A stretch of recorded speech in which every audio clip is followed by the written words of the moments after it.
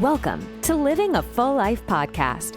Join us as we explore health topics that encourage raising healthy children, living a healthy life, and living the best life possible. Now, here's your host.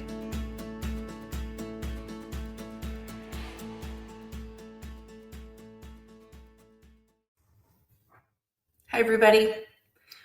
We're going to dive right into what's going on this week, the changes that have been made politically, and see how it's going to affect the health of us and our children. Because that's what we, always talk about here is health and real policy changes. So, this week was a big week. It was, some people are relieved, some people are devastated. But what's happened, everyone knows that President Trump is the new president-elect for 2025. And with him, he brings a ragtag group of ex-Democrats and people fighting to make change. So RFK is the big news in the health world, in the natural health world.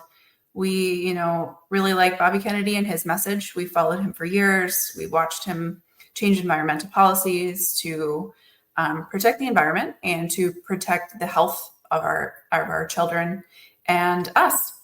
So he ran on the campaign of Make America Healthy Again. When he joined the Trump campaign, it was clear that he wasn't going to run for president, wasn't going to get elected. So he joined the Trump campaign. I don't know how much change he's going to be able to make. I hope it's a lot of change. I think that that's what's required in America today to improve the health of everyone around us and especially our children. So, I was at the gym and working out, and it's one of the best places to have big epiphanies. But I realized, with the people that are happy, with the people that are not, we often fight for one side or the other, based on maybe sometimes you're one policy voter. Sometimes you are voting for a person at the identity politics. Sometimes you really are behind a party. But what we tend to do is our guy or girl gets elected and we chill out.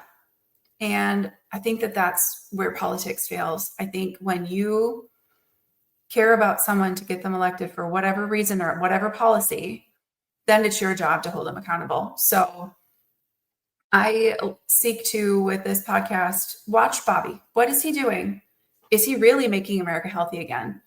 Some of the questions that we have is, as a group, natural health people as a group, is he going to be capable of doing these things? We are pretty aware, listening to Trump speak about things, that he is pro-pharma, and I think anyone that could be elected president would be pro-Big Pharma. They have to be, and Big Pharma is not bad, right? It's just that they're behaving in such a way, it's not always real science. It has a lot of government collusion. I hope that Bobby is able to go after that because I think that would lead to great change. We do need pharmaceutical companies. We need them to have breakthroughs for devastating illnesses. And I think the best argument I've had is they should be rewarded for that, and not some of the other things they get rewarded for and weird loopholes that make them lots of money. So over the next 4 years, I'm going to set out to learn as much about what Bobby is putting through. I'd like to talk about, from a natural health perspective, what it means. So chiropractors have been leading the charge of natural health for a really long time. We're a funny profession. We are divided. What's not divided, but there is a big group of us that are into natural health and really want people to be healthy. And we always have. And that's why we got into this profession. There's a lot of other professions that care about this too. So let's chat about what he will do, what he is doing. Is he being stopped by Trump? Is he being allowed to actually make changes? Yeah, let's work on this. So I'll do my part to draw attention to things that keep the government accountable, that I wanted to see in place. I wanted to see Bobby Kennedy lead this charge. And, with all the changes he's making, he's going up a lot against a lot of big players. I also pray for safety. So the biggest move that I've seen, the only one that I've really seen him commit to, is saying he will take fluoride out of the water on January 20th. I believe it's January 20th. I have thoughts on this. I'm more libertarian leaning. I'm more moderate. I don't know that I want the federal government leading this charge, but he is part of the federal government. So with the debate on fluoride, it doesn't feel like it's much of a debate in my mind, but I know that some people really love the fluoride in the water. So the benefit with the fluoride in the water is supposedly that it decreases cavities. And there's some research to show that, for sure. Then there is also very solid research showing that it also decreases the IQ of our children by points. So I don't know a single parent that is saying, sure, decrease my child's IQ for no or less or fewer cavities. I definitely wouldn't take that bet. We got to work on our dental health in other ways too. And the tip at the end of this podcast that I want to talk about is eating real food. And I think when you eat real food, fruits, vegetables, fruits, it does decrease your likelihood of cavities for sure. So is the federal government leading the charge the best approach? I would probably like to see maybe punishments. I wouldn't like to see a firm power grab from the federal government, but I like where this is going. I like that we won't just be it's not necessarily a drug, but kind of a drug, putting these fluoride ions or fluoride into the water system in every area of the United States. And some places don't have fluoride in the water. We live in a county that doesn't have fluoride in the water. And then the one that my children go to school in does. So, there's also the debate with it. If this was, natural fluoride running from the stream, coming from a mountain and clean water, and we were drinking that, would we maybe find more benefit? Sure.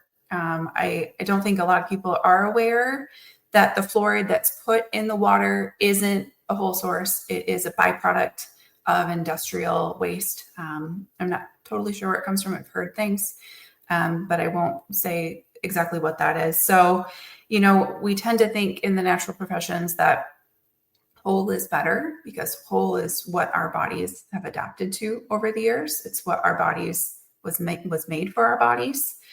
So is it great that there's a change being made immediately? Yes. Will some people fight it? Absolutely. I don't expect the media to be kind about this. Unfortunately, I don't expect the media to be kind about anything because now health and health policy change have become political, whereas they're not actually political. We all have the right to clean water and clean food, real clean food, and sunshine and exercise and laughter and family and spirituality and all of the things that make us whole, healthy people. So expect a lot of attacks about it, expect a lot of debates on vaccines as we go forward. But it's changed, it'll be made, and let's see what happens with it in the next couple months. So the tip of the day that I wanted to talk about, real health, real food. Real food begets real health. We were made to eat real food. Real food was made for us. It was made before us, whatever you want to say. It's here for us. So what do we eat to be healthy? I think everybody knows that it's good for children to eat fruits and vegetables. It's good for children to eat good protein. It's good for children to have a good source of fiber and clean water. So I would have preferred, and maybe this is a bigger policy change and not so much low-hanging fruit, I would love to see Bobby talking about subsidies for farmers, that not just corn and soy, which are the most highly subsidized in the US. I would like to see subsidies for organic and regenerative farms. I would love to see food priorities in food deserts. So a food desert is the term for an area, often urban areas, where they cannot have produce. They only really have access to prepackaged, unhealthy foods because it's shelf stable. So if there are certain grassroots efforts that have worked on this, but if we could get children fruits and vegetables, it could be school lunches, real fruits and vegetables, real clean ones. School lunches would be a great way to do that, and not just, I've seen some of the fruit and vegetable choices at some of the schools locally, and sometimes they're okay. And sometimes a fruit is a fruit cup and syrup, which not a great option, right? Fresh fruit and fresh vegetables make the big difference. So if we could see a change like this, if we could see, I guess this is part of our water being cleaned up, removing the fluoride from it. If we could just see better access to these things. One of the funniest things that I've seen over the last 5 years, maybe 10 years, but 5 years, especially doing the gut health testing and the microbiome analysis, is I'm seeing a lot of kids with parasites. And I'm seeing little kids with parasites, 2-year-olds. So, it's always an option to get a parasite. The question is, where are they getting? And I'll talk to the parents. What have you done? Have you played in dirty water outside? No, my child's never done that. That would be the most common place I would expect to see things like Giardia. I've seen a lot. And I know that sometimes they do go through the daycare, but where they're getting exposed to parasites is bizarre. So, I've always wondered, could there be in our water supply that we're unaware of? Certainly not all water processing plants are the same. These would be good policy questions for someone like Bobby Kennedy. So I hope that we see bigger changes that make real differences for Americans and for American children. My real passion is kids, because when we improve the health of our children, we improve the health of our country. So I hope you'll follow me as we talk about what's happening and what's changing over the next 4 years, and we see if Bobby's able to make America healthy again. And I certainly hope he is. Thanks for listening. Bye.